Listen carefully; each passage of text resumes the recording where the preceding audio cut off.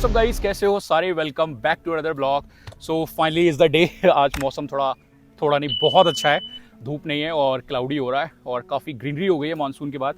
और ये खड़ा अपना नंदी बाइक लेके आए हैं आपको सारे मॉडिफिकेशन दिखाने के लिए। तो एक एक करके सारे मॉडिफिकेशन डिस्कस करते हैं। तो ये रही अपनी बाइक सारे मॉडिफिकेशंस के साथ, एक एक करके अभी डिटेल में डिस्कस करेंगे विद प्राइस। उससे पहले आप ज़रा कमेंट करके बताओ बाइक का लुक कैसा लग रहा है।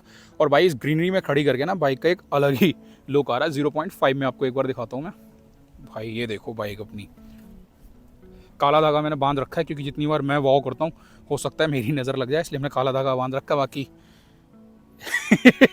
रुद्र को हम नींद से उठा के लाए क्योंकि हमें कोई तो चाहिए था सामान पकड़ने के लिए। रुद्र को लेके आए थे हम सामान पकड़ने के लिए। हेलमेट हमने रुद्र को पकड़ा रखा है। भाई वो हेलमेट से जो सांप घुसने वाली मैंने जब से वीडियो देखी है ना, और एक वीडियो में एक और भी कुछ घुसा हुआ था। रुद्र क्या था वो, क्या बोलते हैं, कनखजूरा, सेंटीपीड जिसको बोलते हैं। भाई हेलमेट में उसको जो घुसी हुई थी ना, वो मैं रात को देख रहा था, मेरे फीड में ना रात को आई वो रील। आ जा कोई अच्छा लग रहा है यार, कोई बात नहीं, बिना मुंह धोए भी सही लग रहा है तू। वो रात को आई मेरी फीड में भाई, देख के ना रूह कांप गई। तब से मैं एक सेकंड के लिए भी अपना हेलमेट नीचे नहीं रखता हूँ भाई। सबको सजेशन यही है, कोई रखना भी मत। जिसने वो वीडियो देखी है ना वो तो बिल्कुल नहीं रखेगा, और जिसने नहीं देखी है उन्हें मैं सजेस्ट कर रहा हूँ कभी भी अपना हेलमेट ज़मीन पे मत रखना कहीं भी हो। सो ये खड़ी अपनी बाइक जिसमें मोस्ट ऑफ द मॉडिफिकेशंस हो गए हैं, बस एक दो मॉडिफिकेशन रह गए हैं। तो ये एक एक करके आपको डिटेल में बताते हैं और विद प्राइस डिस्कस करने वाले हम। फ्रंट से ही सबसे पहले हम स्टार्ट करते हैं। तो सबसे पहले अगर आप देखेंगे तो दो चीज़ें सबसे ज़्यादा हाईलाइट हो रही हैं, वो हैं ये बॉकबस्टर के कॉपी हैंडगार्ड्स जो एलईडी इंडिकेटर और डीआरएल के साथ हैं। इन पर डिटेल ब्लॉग ऑलरेडी है, तो अगर देखना हो तो आई बटन में लिंक आ रहा है। और दूसरा है ये कार्बन रेसिंग का वाइज़र। प्राइस की बात करें तो जो कार्बन रेसिंग वाइज़र की कॉस्ट पड़ी वो थी 2200 रुपीज़, जो मैंने इंस्टॉल कराया था बाइकोलिक प्रो गियर नोएडा सेक्टर 104 से। अगर मैंने यही गुप्ता बाइकिंग गियर से कराया होता तो मुझे 1950 रुपीज़ का पड़ जाता। वहाँ पे थोड़ा महंगा है बाइकोलिक प्रो गियर्स पे, बट मुझे उस टाइम पे पता नहीं था। आदित्य भाई ने वहाँ से कराया गुप्ता बाइकिंग गियर से, तो आई नो कि वहाँ पे ये 1950 का है। हैंडगार्ड्स की बात करें तो 2200 रुपये के हैंडगार्ड मिले थे, 2200 यानी 2200 रुपीज़ गुप्ता बाइकिंग गियर्स। और वाइज़र छोड़ के बाकी सारा काम गुप्ता बाइकिंग गियर से ही हुआ है। प्लस 300 रुपीज़ इलेक्ट्रीशियन ने लिए थे इसके जो कनेक्शन थे इंडिकेटर डीआरएल के वो करने के, तो 2500 के पड़े ये हैंड गार्ड्स। देन आ जाते हैं हम इन फॉग लाइट्स पे। ये है HJG 7 LED 70 वाट ईच फॉग लाइट। तो क्लैम्प और वायरिंग हार्नेस सब कुछ मिला के, लेवर एवर 16 मिला के टोटल ये मुझे पड़ा था 6250 रुपीज़। टोटल बाद में डिस्कस कर लेंगे। दूसरा और भी यहीं पे कर लेते हैं आगे, वो है इस बाइक का ट्यूबलेस कन्वर्जन। और ट्यूबलेस कन्वर्जन मैंने B2 स्पीड का नहीं कराया था क्योंकि वो बहुत एक्सपेंसिव पड़ता है यार, 10,000 रुपये बहुत ज़्यादा हो जाता है, क्योंकि मैं वेट कर रहा हूँ इसके ट्यूबलेस अलॉय का। तो मैंने जो कराया था वो कराया AIS ऑटो सील। बहुत सारी आजकल यूट्यूब पे वीडियोस आ रही थी, तो मैंने कहा मैं भी ट्राई करता हूँ। और 1 महीना हो गया, शिमला राइड भी करी and they are working good. कोई प्रेशर लीकेज वगैरह अभी तो नहीं हो रहा है, फ्यूचर में होगा तो मैं ज़रूर आप लोगों को अपडेट करूँगा। तो ट्यूबलेस कन्वर्जन 2000 रुपये लिए थे, बाइकोलिक प्रो गियर पे ही मैंने कराया था क्योंकि वो लोग करते हैं B2 स्पीड का भी। तो मैंने उनसे लेबर कॉस्ट बताया था तो उन्होंने कहा 1800 रुपीज़ लगेगा। तो 1050 के मैंने AIS ऑटो सील के 3 ट्यूब खरीदे, प्लस 1800 रुपये उन्होंने लिए, तो ऑलमोस्ट 3000 रुपये का हुआ tubeless conversion. Then the other important thing is, second नहीं बहुत ज़्यादा हो गया, वो है इस पर लैमिनेशन। मैट लेमिनेशन हो रखी है पूरी बाइक पे, जो मैंने कराई थी यश कंप्यूटर एंड ग्राफिक्स क्रॉल बाग, जो मुझे पड़ी थी 2500 रुपीज़ की। दैन यहाँ पे अगर नीचे देखोगे तो ये शर्पा, ये जो है टायर थोड़ा साइड से करते हैं, ये है रेडिएटर ग्रिल, जिसकी कॉस्ट पड़ी मुझे 1500 रुपीज़। साइड से आएंगे तो साइड से आपको दिखेगा ये मोटोटॉक का क्रैश गार्ड, जिसकी कॉस्ट पड़ी मुझे 5500 रुपीज़। सारा गुप्ता बाइकिंग गियर से हुआ है, वही वाइज़र छोड़ के और ट्यूबलेस कन्वर्जन।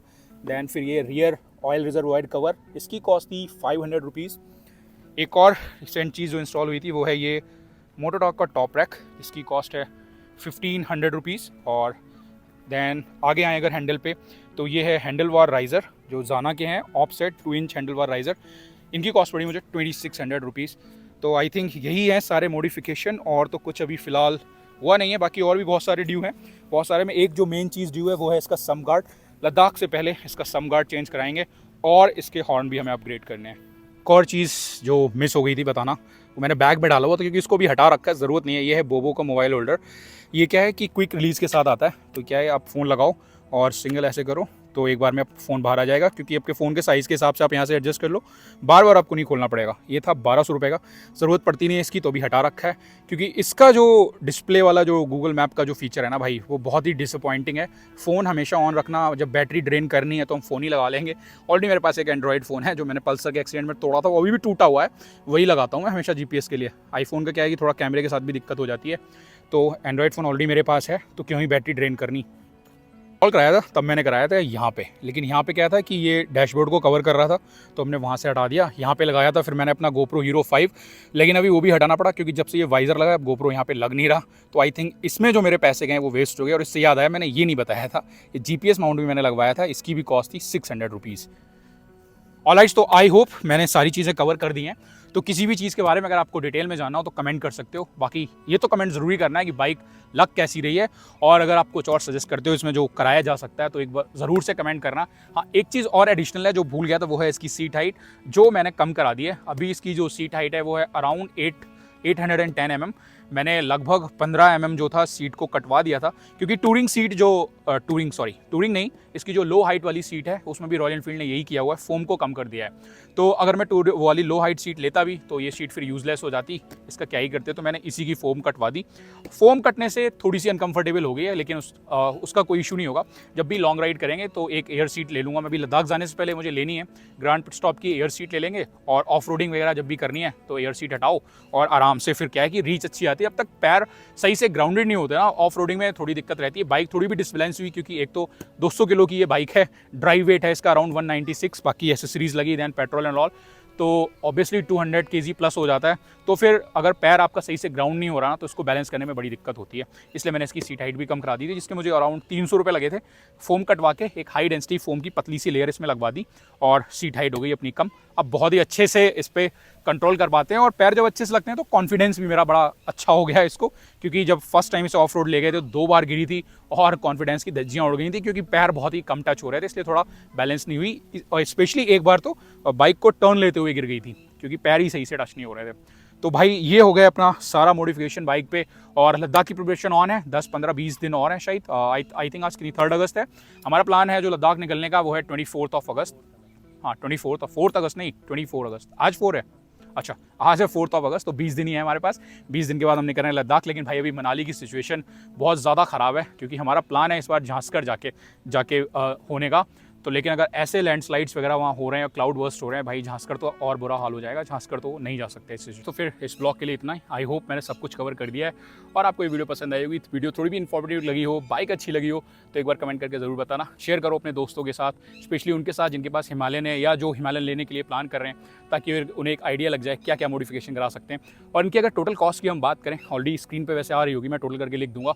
जो टोटल कॉस्ट है मैंने एक बार रफली करी थी, वो है अराउंड 30,000 रुपीज़ की ये टोटल मॉडिफिकेशन है अभी।